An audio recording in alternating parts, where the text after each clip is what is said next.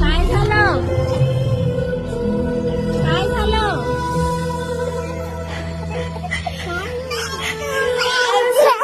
काय झालं तुला? अगं खरी स्टोरी आहे बाळा. रडू नको. हा पण पुढचा भाग पण बघायला यायचं का? रडू नको. असंच आहे बाळा, त्यांच्या बरोबर वाईट वागले, असू दे, रडू नको तू. तुझं डोळ्यातून पाणी येऊन रडते.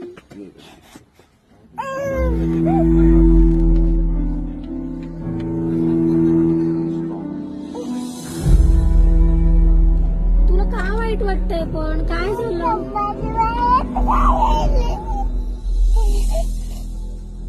संभाजी महाराजांना मारलं म्हणून तुला रडू येतंय?